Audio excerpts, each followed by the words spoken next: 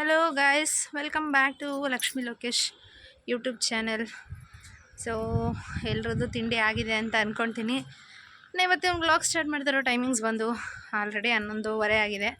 So ಈಗಷ್ಟೇ ಸ್ವಲ್ಪ ಮೇಲೆ ಬಂದೆ, ಬಟ್ಟೆ ಎಲ್ಲ ಒಣಗಾಕೋದಿತ್ತು, ಅದು ಒಣಗಾಕಿ ಸೊ ಇಲ್ಲೆಲ್ಲ ಒಣಗಾಕಿದ್ದೀನಿ. ಈಗ ಇನ್ನೇನು ನಾನು ಕೂಡ ಸ್ವಲ್ಪ ಶಾಪಿಂಗ್ ಮಾಡೋದಕ್ಕೆ ಹೋಗ್ತಾಯಿದ್ದೀನಿ. ಏನೇನು ಶಾಪಿಂಗ್ ಮಾಡ್ತಾಯಿದ್ದೀನಿ, ಎಲ್ಲಿಗೆ ಹೋಗ್ತಾಯಿದ್ದೀನಿ ಅನ್ನೋದನ್ನು ಇವತ್ತಿನ ವ್ಲಾಗಲ್ಲಿ ಶೇರ್ ಮಾಡ್ತೀನಿ ಗೈಸ್. ಇನ್ನು ಅದಕ್ಕೂ ಮುಂಚೆ ಇನ್ನೂ ಯಾರ್ಯಾರು ನನ್ನ ಚಾನಲ್ನ ಸಬ್ಸ್ಕ್ರೈಬ್ ಮಾಡಿಲ್ಲ, ಸಬ್ಸ್ಕ್ರೈಬ್ ಮಾಡ್ಕೊಂಡು ಸಪೋರ್ಟ್ ಮಾಡಿ. ಇದುವರೆಗೂ ಸಪೋರ್ಟ್ ಮಾಡ್ತಿರೋ ಪ್ರತಿಯೊಬ್ಬರಿಗೂ ಕೂಡ ಸೊ ಹಾಟ್ಲಿ ಥ್ಯಾಂಕ್ಸ್ ಹೇಳೋಕ್ಕೆ ಇಷ್ಟಪಡ್ತೀನಿ. ಕೆಲವೊಂದಷ್ಟು ಜನಕ್ಕೆ ಏನೋ ಗೊತ್ತಿಲ್ಲ, ರಿಲೇಷನಲ್ಲೂ ತುಂಬ ಜನ ನೋಡ್ತಾನೆ ಇದ್ದೀನಿ, ಕಷ್ಟಪಟ್ಟು ದುಡಿಯೋಕ್ಕೆ ಯೋಗ್ಯತೆ ಇಲ್ಲ ಅಂದ್ರೂ ಕೂಡ ಇನ್ನೊಬ್ರ ಬಗ್ಗೆ ಮಾತಾಡೋದು, ಅಥವಾ ಕಷ್ಟಪಟ್ಟು ದುಡಿತಾ ಇರೋರಿಗೆ ಏನಾದರೂ ಒಂದು ಕೆಟ್ಟದ್ದು ಮಾಡೋದು ಇದೇ ಆಗಿಬಿಟ್ಟಿದೆ. ನಿನ್ನೆ ನನಗೆ ನೈಟ್ ಕಾಲ್ ಬಂತು ಗೈಸ್. ಆ್ಯಕ್ಚುಲಿ ನಾನು ಅಮ್ಮನ ಮನೇಲಿದ್ದೀನಿ. ಸೊ ಅಂಗಡಿನೂ ಕೂಡ ನಾನು ಮನೆ ಗೃಹ ಪ್ರವೇಶ ಆದಮೇಲೆ ಇನ್ನೊಂದು ಸ್ವಲ್ಪ ದಿನ ಇಲ್ಲಿದ್ದು ರೆಸ್ಟ್ ತೊಗೊಂಡು ಹೋಗೋಣ ಅಂಥೇಳಿ ಅಂಗಡಿ ತೆಗ್ದೇ ಇರಲಿಲ್ಲ. ಸೊ ಅಂಗಡಿ ಮುಂದೆ ಯಾರೋ ಏನೋ ಕೂಯ್ದುಬಿಟ್ಟು ಏನೇನೋ ಹಾಕಿ ಹೋಗಿದ್ದಾರೆ ಅಂತ ಹೇಳಿದ್ರು ಪಕ್ಕದ ಅಂಗಡಿಯವರು. ಏನು ಸಿಗುತ್ತೆ ಅಂತವ್ರಿಗೆ ಅಂತ ಗೊತ್ತಿಲ್ಲ. ನಾನು ಹೇಳೋದಷ್ಟೇ, ನಾನು ಕಷ್ಟಪಟ್ಟು ದುಡಿತಾ ಇದ್ದೀನಿ, ಒಂದೊಂದು ರೂಪಾಯಿಗೂ ನಾನು ಎಷ್ಟು ಪರಿಶ್ರಮ ಪಡ್ತಾಯಿದ್ದೀನಿ ಅನ್ನೋದು ನನಗಷ್ಟೇ ಗೊತ್ತಿರುತ್ತೆ. ಯಾಕೆಂದರೆ ಇವಾಗ ನಾನು ಇಲ್ಲಿಂದ ಒಂದು ಐಟಮ್ ತರಕ್ಕೆ ಹೋಗ್ತೀನಿ ಅಂದರೆ ಬರೀ ₹1 ಉಳಿಸೋದಕ್ಕೋಸ್ಕರ ಹೋಗ್ತೀನಿ. ಅಂಗಡಿ ಹತ್ರ ಐಟಮ್ ತಂದು ಹಾಕಲ್ಲ. ಸೊ ತಂದು ಹಾಕಿದ್ರೂ ₹2 ಲಾಭ ಸಿಗುತ್ತೆ, ಇಲ್ಲಿ ತಂದರೆ ₹5 ಲಾಭ ಸಿಗುತ್ತೆ ಅಂತ ಒಂದೊಂದು ರೂಪಾಯಿಂದನೂ ಕಷ್ಟಪಟ್ಟು ದುಡ್ಕೊಂಡು ನಾನು ದುಡಿತಾ ಇದ್ದೀನಿ. ಅದರಲ್ಲಿ ಜನಕ್ಕೆ ಅದೇನು ಹೊಟ್ಟೆ ಕಿಚ್ಚಿದೆಯೋ ಗೊತ್ತಿಲ್ಲ. ನಾನು ಸ್ವಲ್ಪ ಸ್ಟ್ರೈಟ್ ಫಾರ್ವರ್ಡು, ಇದ್ದಂಗೆ ಮಾತಾಡ್ಬಿಡ್ತೀನಿ. ಮತ್ತು ನನಗೆ ಅವ್ರು ಇಷ್ಟ ಆಗಲಿಲ್ಲ ಅಂದರೆ ಅವ್ರ ಹತ್ರ ನಾನು ಜಗಳ ಆಡೋಕ್ಕೆ ಹೋಗಲ್ಲ. ಸೊ ಸೈಲೆಂಟಾಗಿ ಹಂಗೆ ಡ್ರಾಪ್ ಆಗಿಬಿಡ್ತೀನಿ. ಅದು ಕೆಲವ್ರಿಗೆ ಕಂಡ್ರೆ ಉರಿಯುತ್ತೆ ಅಂತ ಅನಿಸುತ್ತೆ. ಅದು ಅವರ ಡಿಸಿಷನ್ನು, ಇದು ನನ್ನ ಡಿಸಿಷನ್ನು ಅಂತ ಹೇಳೋಕ್ಕೆ ಇಷ್ಟಪಡ್ತೀನಿ. ಅಂಗಡಿ ಹತ್ರ ಹಾಕಿರೋದಂಗೆ ಬೇಜಾರಾಯಿತು. ಬಟ್ ನಾನು ಯಾರ್ದು ಅನ್ನ ಕಿತ್ಕೊಂಡೇನು ತಿಂತಿಲ್ಲ, ನನ್ನ ಅನ್ನ ನಾನು ತಿಂತಿದ್ದೀನಿ ಅಂತ ನಾನು ಸುಮ್ಮನೆ ಆಗಿಬಿಟ್ಟೆ. ಅವ್ರು ಕಾಲ್ ಮಾಡಿ ಹೇಳಿದ್ರು. ಇವಾಗ ಸ್ವಲ್ಪ ಶಾಪಿಂಗ್ ಮಾಡೋಕ್ಕೆ ಹೋಗ್ತಾಯಿದ್ದೀನಿ. ಇನ್ನು ಅಕ್ಕ ಕೂಡ ಬರಬೇಕು. ಅಕ್ಕ ಬಂದಮೇಲೆ ನನ್ನ ಡ್ರಾಪ್ ಮಾಡಿ ಹೋಗ್ತೀನಿ ಅಂತ ಹೇಳಿದ್ದಾಳೆ. ಇನ್ನೇನು ನಾಳೆ ಮನೆಗೆ ಹೋಗ್ತೀನಿ. ಸೊ ಮನೆಗೆ ಹೋಗೋಕ್ಕೂ ಕೂಡ ಸ್ವಲ್ಪ ಬೇಜಾರು ಆಗ್ತಾಯಿದೆ. ಬಟ್ ಏನು ಮಾಡೋಕ್ಕಾಗಲ್ಲ, ಆ್ಯಸ್ ಯೂಶ್ವಲ್ ಹೋಗಲೇಬೇಕು. ಇನ್ನು ಇವತ್ತಿನ ತಿಂಡಿಗೆ ಆ್ಯಕ್ಚುಲಿ ಚಪಾತಿ ಮತ್ತು ಪನ್ನೀರ್ ಕರಿ ಮಾಡಿದ್ಲು. ಸೊ ಮನೇಲಂತೂ ತುಂಬ ಅಂದರೆ ತುಂಬ ಡಿಸ್ಟರ್ಬೆನ್ಸ್. ಎಲ್ಲರೂ ಹೆಂಗೆ ಕಿರ್ಚಾಡ್ತಾಯಿದ್ದಾರೆ ಅಂತ ಹೇಳಿದ್ರೆ, ಅದನ್ನು ಏನೋ ವ್ಲಾಗ್ ಆಗಲಿ ಅಥವಾ ಒಂದು 5 ನಿಮಿಷ ಸೈಲೆಂಟಾಗೇ ಇರಲ್ಲ. ಸೊ ಹಾಗಾಗಿ ವಿಡಿಯೋನ ಸ್ಟಾರ್ಟ್ ಮಾಡೋಕ್ಕೆ ಟೆರೆಸ್ ಮೇಲೆ ಹೋಗಿ ತಲೆ ಆರಿಸ್ಕೊಂಡು ಈಗ ಬರ್ತಾಯಿದ್ದೀನಿ. ಸೊ ಮನೇಲಿ ಒಂದು ರೌಂಡ್ ತೋರಿಸ್ತೀನಿ ನೋಡಿ ಯಾವ ರೀತಿ ಕಿತ್ತಾಡ್ತಿದ್ದಾರೆ ಅಂದರೆ. ಅದು ಸೌಂಡ್ ಕೇಳೋಕ್ಕೆ ಇರಿಟೇಷನ್. ಅದರಲ್ಲೂ ನನ್ನ ಮಗ ಅಂತೂ ಇತ್ತೀಚೆಗೆ ತುಂಬ ಮಾತಾಡೋದು ಬೇರೆ ಕಲ್ತ್ಬಿಟ್ಟಿದ್ದಾನೆ. ಸೊ ಬನ್ನಿ ಹೆಂಗೆ ಆಡ್ತಾನೆ ಅನ್ನೋದು ತೋರಿಸ್ತೀನಿ. ನೀನೇ ಬಚ್ಕೊಂತೀಯ ತಲೆ? ಕೊಡ, ಇಲ್ಲಿ ಬಾಚ್ತೀನಿ.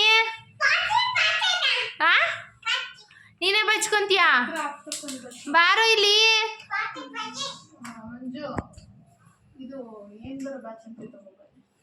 ನಿನಗೆ ಬಾಚ್ಕೊಂಡು ಆಯ್ತಾ? ದೋದಕ್ಕೆ ಬಚ್ತೀಯಾ? ಹಾಂ, 2 ಜುಟ್ಟಾಕು. ಹಾಂ, 2 ಜುಟ್ಟಾಕಿ ರಬ್ಬರ್ ಹಾಕಿ ಚೆಂಡು ಹುಡ್ಸು, ಒಂದು ಆ ಕಡೆ ಒಂದು ಈ ಕಡೆ. ಬಾ, ನಿಮಗೆ ಬಾಸ್ತೀನಿ. ನೋಡಿದ್ರಲ್ಲ ಯಾವ ಥರ ಆಡ್ತಿದ್ದಾರೆ ಅಂತ. ಅಕ್ಕನೂ ಕೂಡ ಬಂದಳು, ನಾನು ಕೂಡ ಕೆಳಗೆ ಹೋಗ್ತಾಯಿದ್ದೀನಿ. ಸೊ ಇವತ್ತು ಹೋಗಿ ಕಂಪ್ಲೀಟಾಗಿ ಏನೇನು ಶಾಪ್ ಮಾಡಿದೆ, ಹೆಂಗೆ ಏನೋ ಅನ್ನೋದನ್ನು ಇವತ್ತಿನ ಬ್ಲಾಗಲ್ಲಿ ಶೇರ್ ಮಾಡ್ತೀನಿ. ಬನ್ನಿ ಗಾಯ್ಸ್, ಇವಾಗ ಆಲ್ರೆಡಿ ಬಂದು ಕಾಯ್ತಾ ಇದ್ದಾಳೆ. ನನ್ನ ಮಗ ಆ್ಯಕ್ಚುಲಿ ಅಲ್ಲಿ ಬಿಡಲ್ಲ, ರೆಡಿ ಆದರೆ ಗೊತ್ತಾಗ್ಬಿಡುತ್ತೆ ಅಂತ ಹೇಳಿ ಕೆಳಗಡೆ ಬಂದು ವೇಲ್ ಹಾಕ್ಕೊಂಡು ಹೋಗ್ತಾಯಿದ್ದೀನಿ. ವೇಲ್ ಹಾಕ್ಕೊಂಡ್ರೆ ಗೊತ್ತಾಗ್ಬಿಡುತ್ತೆ ಅವನಿಗೆ ಅಂತ. ಸೊ ಪೂರ್ವಿ ಹೆಲ್ಮೆಟ್ ಕೊಡು ಆಯ್ತಂತ. ಅವನು ಈಚೆ ಬಂದಿದ್ದಾನ ಋತ್ವಿಕು? ನೋಡು, ಮೇಲೆ ನೋಡು, ಬಂದಿದ್ದಾನ. ಹೆಲ್ಮೆಟ್ ಕೊಡು.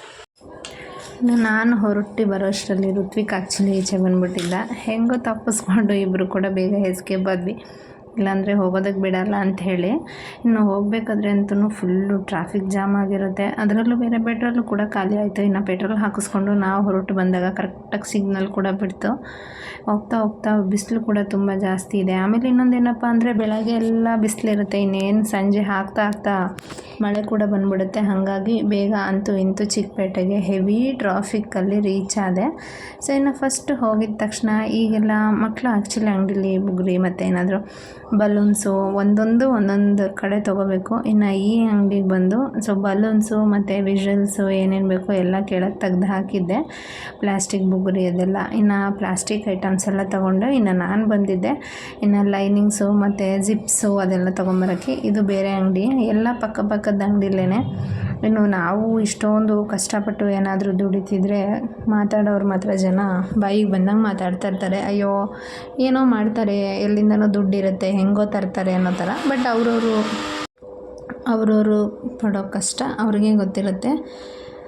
ಇಲ್ಲಿಂದ ತೊಗೊಂಡು ಹೋಗಿ ನಾವು ಅಂಗಡಿಗೆ ಹೋಗಿ ₹1 ಲಾಭಕ್ಕೋಸ್ಕರ ಊರೆಲ್ಲ ಹುಡುಕಾಡ್ತೀವಿ. ಬಟ್ ಮಾತಾಡೋರು 1000 ಮಾತಾಡ್ತಾರೆ. ಬೆಳೀತಿದ್ದಾರೆ ಅಂತ ಹೇಳಿದ್ರೆ ತಡ್ಕೊಳೋ ಶಕ್ತಿ ಇಲ್ದಿದ್ದವರು ಬಾಯಿಗೆ ಬಂದಂಗೆ ಮಾತಾಡ್ತಾರೆ ಅಷ್ಟೇ. ಇನ್ನು ಅಲ್ಲಿಂದ ಬ್ಯಾಂಗಲ್ ಸ್ಟೋರ್ ಐಟಮ್ಸ್ ಏನೇನು ಬೇಕೋ ಅದು ಕೂಡ ಎಲ್ಲ ತೊಗೊಂಡೆ. ನಾನು ಆಗಲೇ ಹೇಳ್ದಂಗೆ ಇಲ್ಲಿ ತೊಗೊಳೋದಕ್ಕೂ ಅಂಗಡಿಗೆ ತಂದು ಕೊಡೋರ ಹತ್ರನೂ ತುಂಬ ಡಿಫ್ರೆನ್ಸ್ ಇರುತ್ತೆ.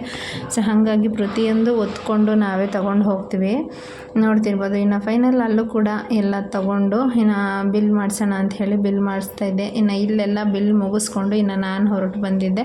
ಸ್ವಲ್ಪ ಲಿಕ್ವಿಡ್ ಐಟಮ್ಸ್ ಎಲ್ಲ ಇರಬೇಕು ಅಂತ ಹೇಳಿ. ಈಗ ಆ್ಯಕ್ಚುಲಿ ಪಕ್ಕದ ಅಂಗಡಿ ಖಾಲಿ ಮಾಡ್ತಾಯಿದ್ದಾರೆ. ಅವ್ರು ಇಟ್ಟಿದ್ದ ಐಟಮ್ಸ್ನ ನಾನು ಕೂಡ ಸ್ವಲ್ಪ ಇಡೋಣ ಅಂತ ಹೇಳಿ ಲಿಕ್ವಿಡ್ ಐಟಮ್ಸ್ ಎಲ್ಲ ತೊಗೊಂಡೆ. ಇನ್ನು ಇಲ್ಲಿ ತೊಗೊಂಡು ಇಲ್ಲೂ ಕೂಡ ಬಿಲ್ ಮಾಡಿಸ್ಕೊಂಡು ಇನ್ನು ನಾನು ಹೊರಟು ಬಂದ್ವಿ. ಯಾಕೆಂದರೆ ನಾವು ಬರೋಷ್ಟರಲ್ಲಿ ಆಲ್ಮೋಸ್ಟ್ 6:30 ಆಗಿಬಿಟ್ಟಿತ್ತು. ಮನೆಗೆ ರೀಚ್ ಆಗೋಷ್ಟರಲ್ಲಿ 7 ಗಂಟೆ ಹತ್ತತ್ರ ಆಯಿತು. ಹೆವಿ ಟ್ರಾಫಿಕ್ ಇರುತ್ತೆ. ಸೊ ಬೆಳಗ್ಗೆ ನಾವು ಹೋದಾಗ 12 ಗಂಟೆ ಆಗಿತ್ತು. 12 ಗಂಟೆಗೆ ಹೋದವ್ರು 7 ಗಂಟೆಗೆ ಬರ್ತೀವಿ, ಬರೀ ₹1 ₹2 ಲಾಭ ತೊಗೋಬೇಕು ಅಂತ. ನಿಮಗೇನು ಕಡಿಮೆ ಹಾಗೆ ಹಿಂಗೆ ಅಂತ ಮಾತಾಡೋರು ತುಂಬ ಜನ ಮಾತಾಡ್ತಾರೆ. ಕೂತ್ಕೊಂಡು ಮಾತಾಡೋದ್ರಿಂದ ಏನು ಸಿಗುತ್ತೆ, ಕಷ್ಟಪಟ್ಟು ದುಡಿದ್ರೆ ಎಲ್ಲ ಸಿಗುತ್ತೆ ಅಂತ ಹೇಳ್ಬೋದು. ಜಾಸ್ತಿ ದುಡಿಯೋರಿಗಿಂತ ಮಾತಾಡೋರೇ ತುಂಬ ಜನ ಜಾಸ್ತಿ ಆಗಿಬಿಟ್ಟಿರ್ತಾರೆ.